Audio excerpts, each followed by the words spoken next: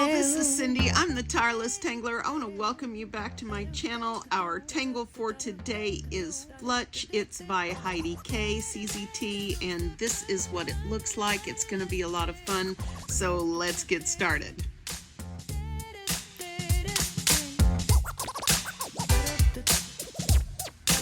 FLUTCH is based on a grid tangle, a square grid, and it's not hard, but the step out can be a little overwhelming. So let's parse it down for you. And I'm going to be working on a gray tile with black ink today. So I'm going to start with my PN, which stands for plastic nib. Yeah. So I'm going to want to make as nice a box as I can. Actually, I think I will pencil this in. So I'm going to, again, aura my edges with my outline, or with my penciled string, or whatever we're going to call it. We're going to call it a string.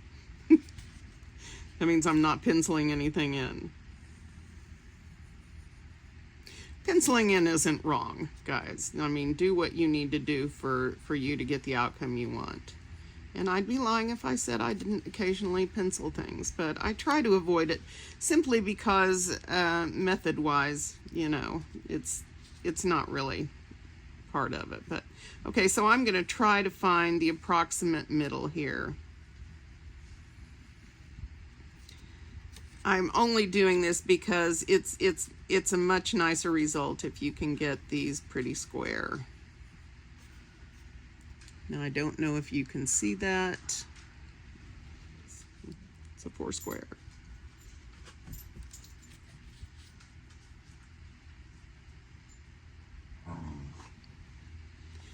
Tangle and River are playing, and Simba is upset about something that I can't quite figure out unless he wants to be fed 2 hours early, so we may get interrupted slightly. Well, that was good.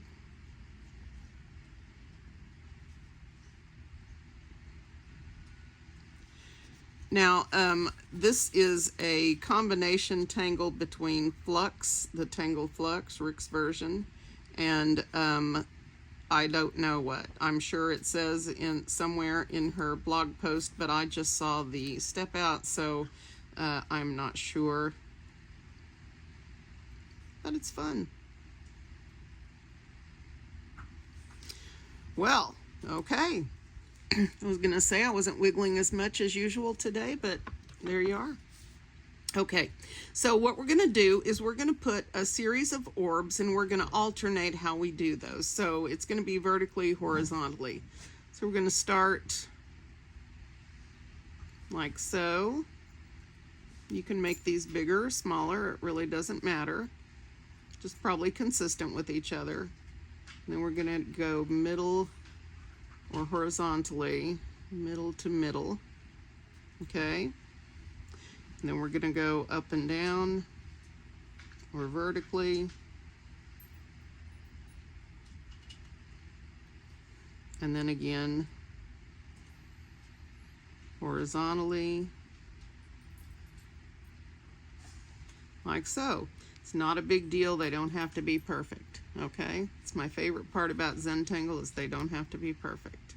So we're going to now draw a flux, one of Rick's flux, which is just a teardrop shape, and we're going to start it at the base of this on the side where you can see the orb here. So we're going to go like this. Right? Simple, simple. And so on this one, we're going to go the opposite way. Trying to find a better camera angle here. And I've got shadows. Let's try this.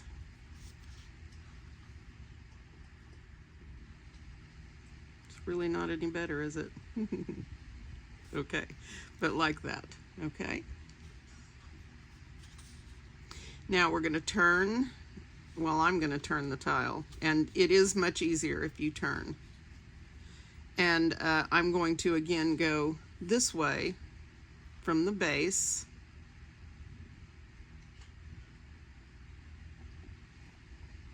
right? And again over here.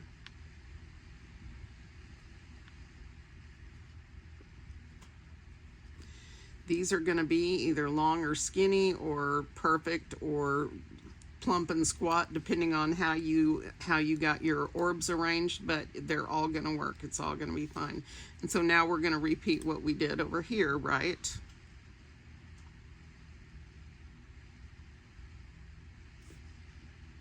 Simple enough. And then here.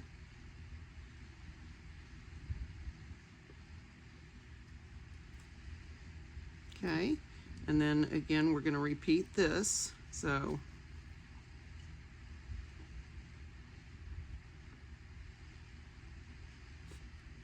and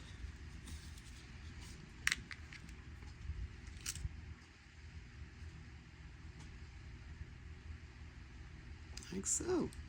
And here we are back to the beginning, okay? Now we're going to turn our tile over and we're going to put a flux in going the opposite direction from what we just did. And give me a second, I'm going to adjust the light here.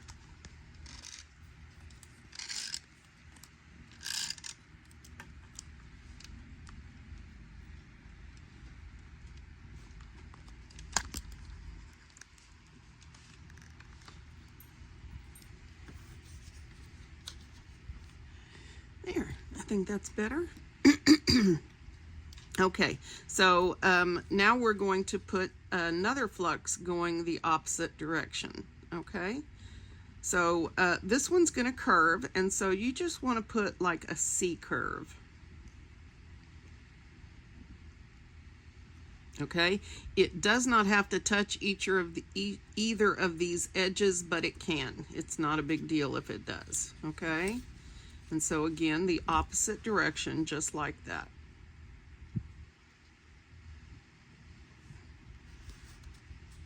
Okay. Excuse me.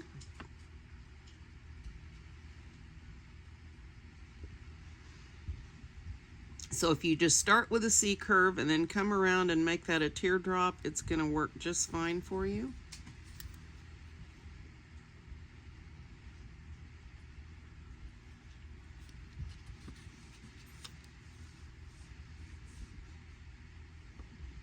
So if you like flux and you're used to doing that, that's pretty easy. If you haven't spent any time with flux, this is a good time to start. It's a very easy little pattern, teardrop shapes, and they can do all kinds of fun things. They can curve in all kinds of directions and just be really dynamic, and this is my personal favorite pattern. This is my go-to. Okay. So I have drawn a lot of flux in my days, and I love it. All right. Now comes the part where you might feel a little bit confused, but I don't want you to, okay? So what we're going to do is we're going to draw some little elongated triangles in here, okay? And what's going to happen is they're going to go on the side where this is where you have the curved flux, okay? You're going to start here and you're going to make a long triangle to the end of this, right? So hopefully I can get these pointed the right direction. Okay? And we're going to round the ends so it doesn't matter if it's further north or further south or something. We can work with it. It's not a big deal if it's not perfect, okay? And then we're going to draw an aura inside of that. Well, we're going to try to. I don't have my elbow braced again. That's my problem.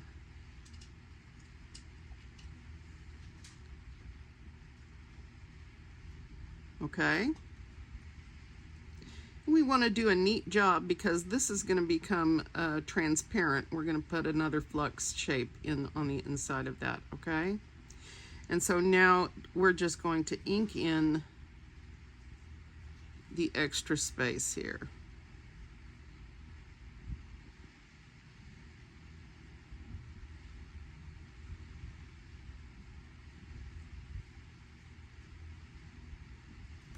Okay.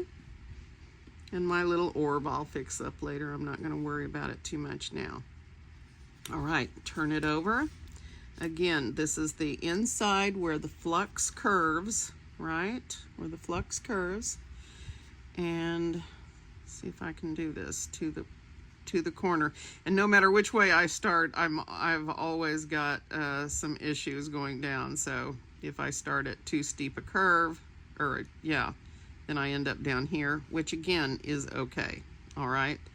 And so I'm going to ink in around my little orb.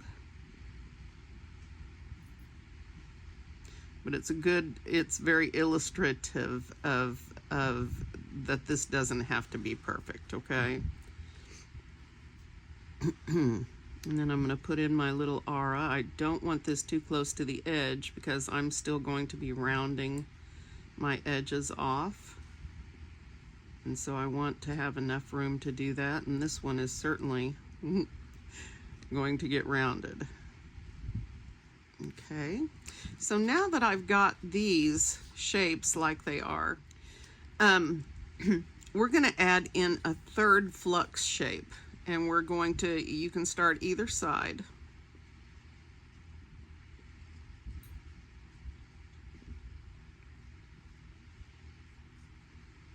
And we're going to draw behind that little bar right there that we made. So it's just going to tuck itself in there and go behind.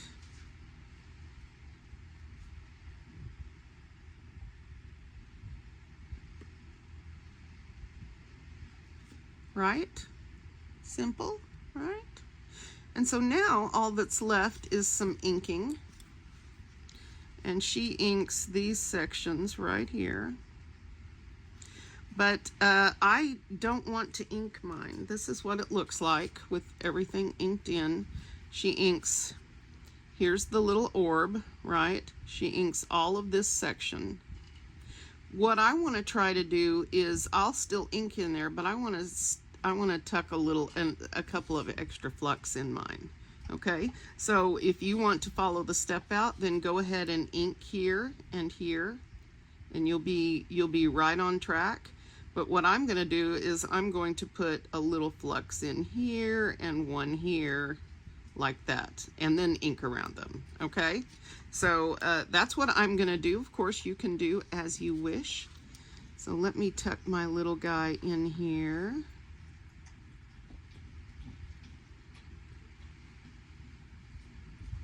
Well, he's kind of out on his own, isn't he? That's all right, though. Now I'm going to ink around that. This is not in the step out, this little flux guy.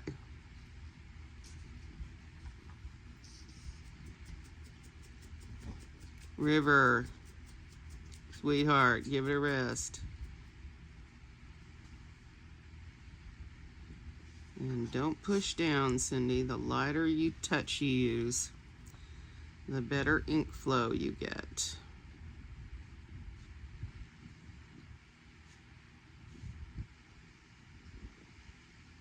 And I'm just going to round the little end off of that, the sharp end, so that it's, you know, round.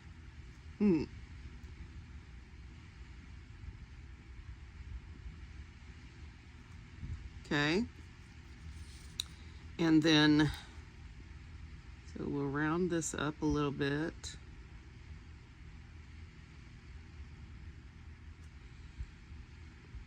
I'll touch all this up with my, I found an old Graphic Ones, which is a really thick nib pen. And I will probably clean up my edges with that. And so I'm going to round this corner.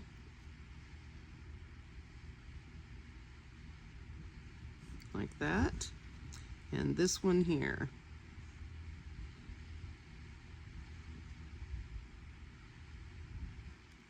Okay. So I'm going to repeat that over here, put another little flux in. This is mine. If you don't want a flux in there, you can just do it the way that it is. There, the inking on the original is really cool. once you get to looking at it, there's lots of cool things about it, but I really just wanted to fill this with flux because I'm me. So that's what I'm gonna do.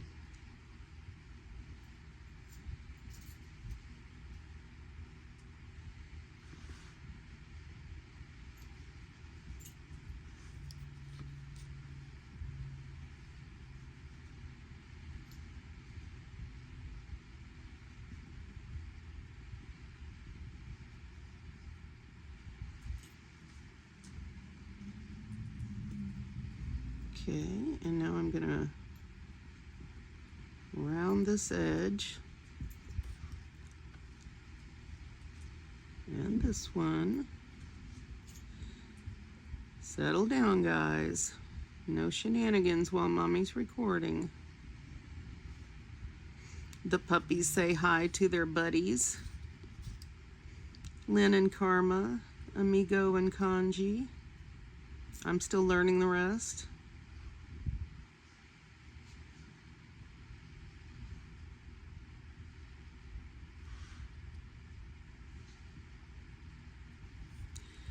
All right, so now what I'm going to do, again, not in the step out, is I'm going to put 2 more in here in the center.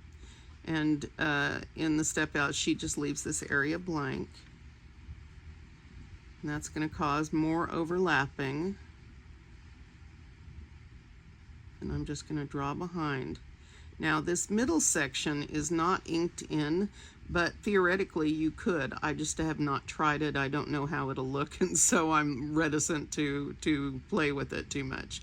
But I may try that after we finish. Okay, so that is one completed thing the way I'm planning to do it. Okay, so let me go through another square or 2 with you, and then we will come back and finish up one completely. And so you will see how I'll do that. And yeah, okay, so remember, in the curve of the flux that curves, right, we're going to go to the corner.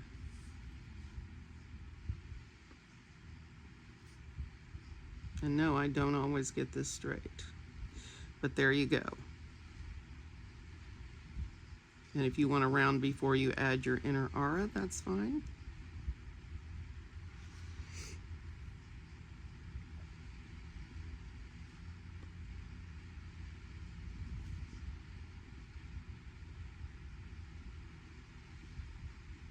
I guess I went through that, didn't I? It's all right. Round that.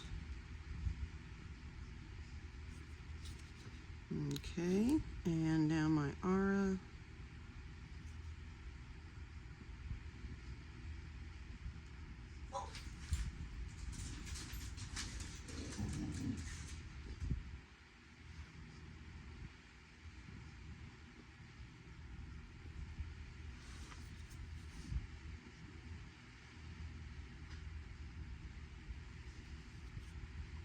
Okay, and oh yeah, all right, so over here to the corner.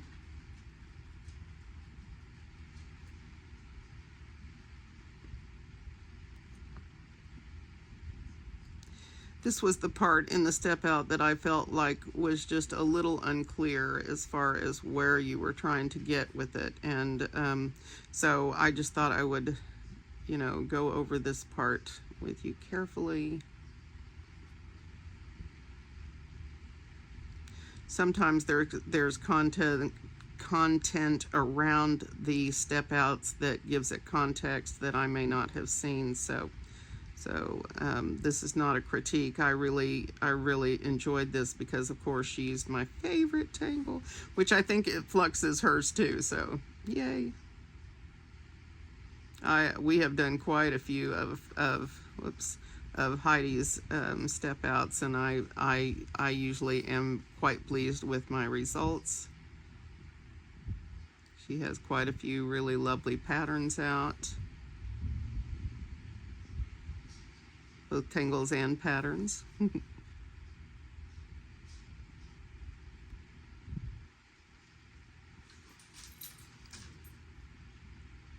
Let's see. Okay. and aura.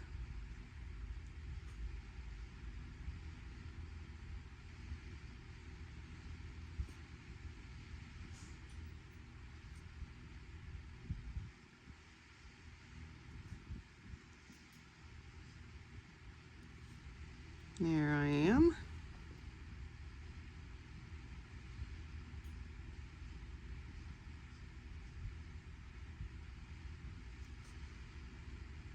All right. Now I'm going to add my behind ones over here under this frame.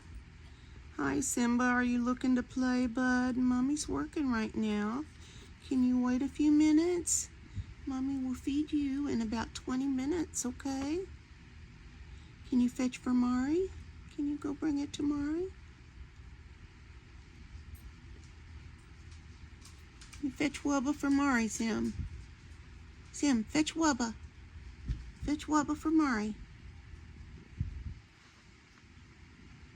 Okay, so that's that one, that's that one. Okay, so I'm going to add a couple of extra in just because I'm me and I want to. I actually think these extra ones aren't going to affect the way the pattern looks very much at all. So I think it's going to work. Yay.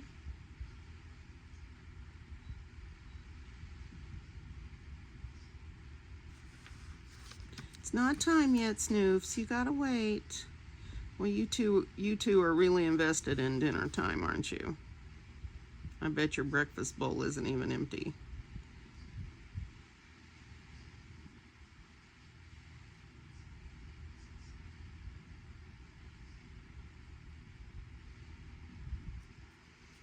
Okay. And over here. Now you might wonder if I did this to avoid more inking. Mostly yes, but mostly no. I really like fluxes, and the more there are pushed into a space, the happier I am with it. So that's part of it. The less inking is just a big bonus.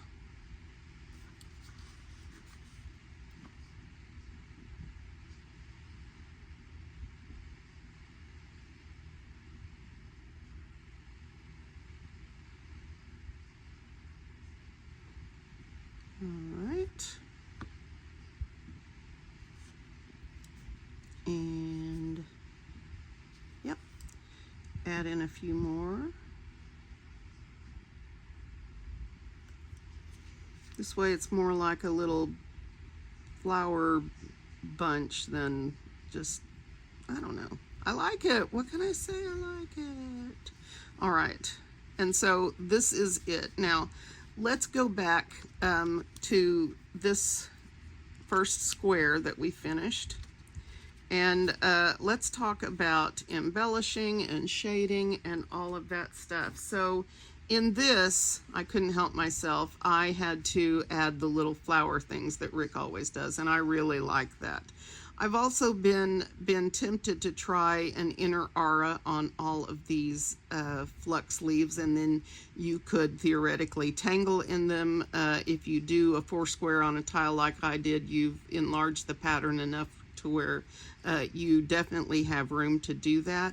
I don't think I will do that. I will probably stick with my little flower things, but this pattern really deserves some exploration because it's got lots of possibilities.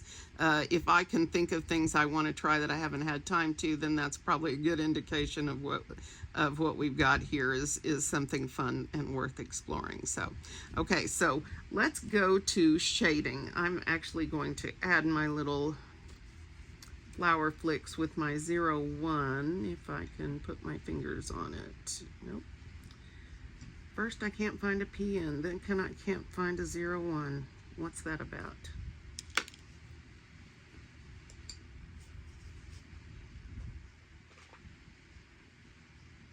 Wow. Yesterday I couldn't find a 01 to save my life, and now all I've got are black pens and green pens and 08s apparently. Come on. And 005's in red. Ah, chewed up 01. All right. Okay, so I'm just going to do some of these flower flicks, and if you've got these curled ones, if you're going to do this, you want to follow the curve, right? And I'm just going to put little dots like that. Again, following the curve. I love Flux. Such a lovely pattern. So versatile.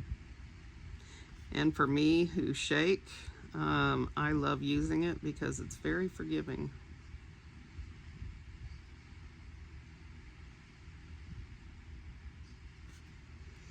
There. That looks pretty.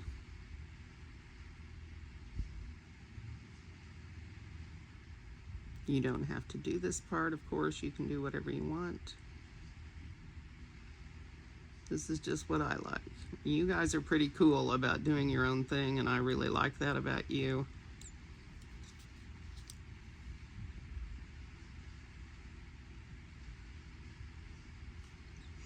See, by the time we get done, all the little pen marks, they get lost in all of the busyness that's going on in the tile. So I try not to sweat the small stuff. That's what my son Sean taught me. And yeah. So yeah, that's where I'm going with this, each section. And now the pencils that I'm going to use both charcoal and graphite. So all the spots where we've got overlapping, and I've got quite a few, you want to be careful not to overuse your graphite when you're doing little sections like this. But if you're doing the base of these, then that's good. So in this instance, I like to sort of put a line of graphite where my line is, because I find that it makes a nice little crevice when I shade. So, and then I'm going to add some at the base, but not too much. I want the tips of this for the white charcoal. So, and then we've got overlapping here.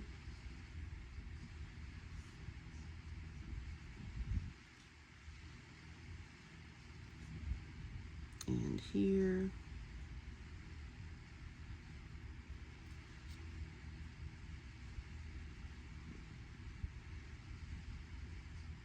Okay. So there's quite a few little spots where you can shade. I'm going to make my orbs little pearly things, or at least give that impression.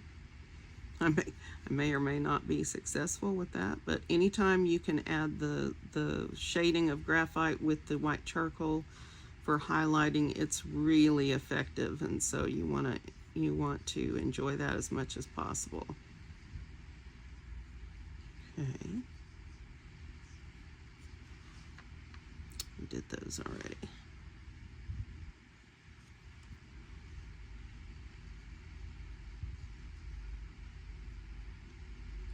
How is everybody today? There are my ladies and gents. Yesterday was a lovely day. Had a nice relaxing tangle. I do enjoy that.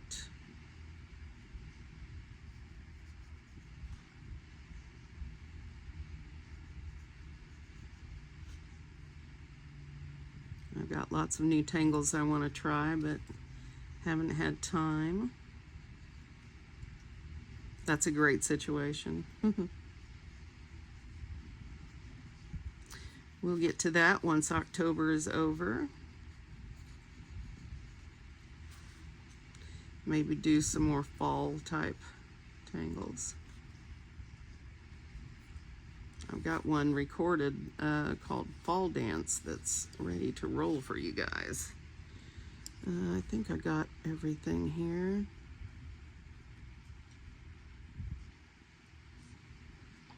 Yeah, all right. Let me blend that. Oh, this is the white one. Don't use the white one, Cyndee. This is probably not the best choice. Oops, sorry. Probably not the best choice, but I'm gonna give it a try. I'm trying really hard not to let the graphite spread out of control.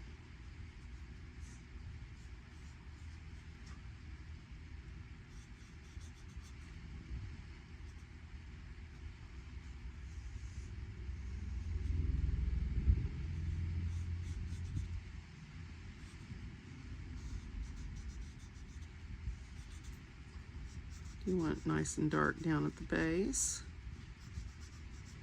but you want to make sure that you leave the upper area for the charcoal if you're using an off-color tile. I'll probably bring my tiny eraser in here and clean that little area up.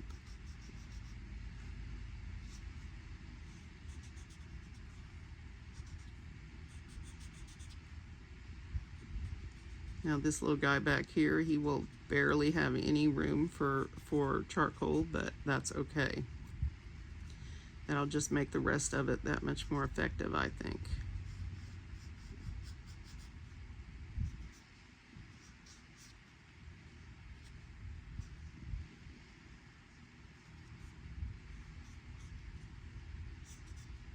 Here we go. Now, la pièce de résistance. No, I don't speak French, and that was just my version. You come in with your white charcoal.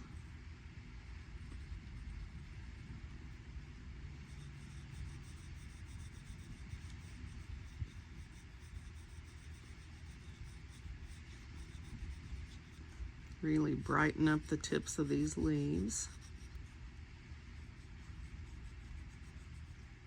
That will only have a little spot right there.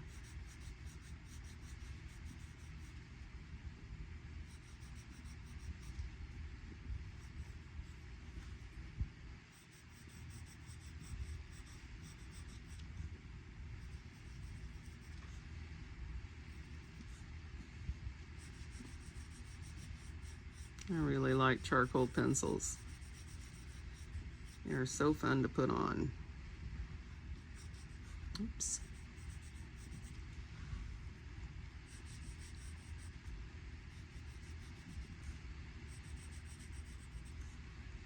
And you could conceivably use it on your edges, trying to not obfuscate. Ooh, that's a big word for one day. And it is Monday. You could go around that edge. So I don't know how much positive effect you will get out of this, but this is where I am going today. This is such a pretty little pattern. I hope you guys have enjoyed it. And I am going to see you tomorrow. Thank you so much for being with me. Bye.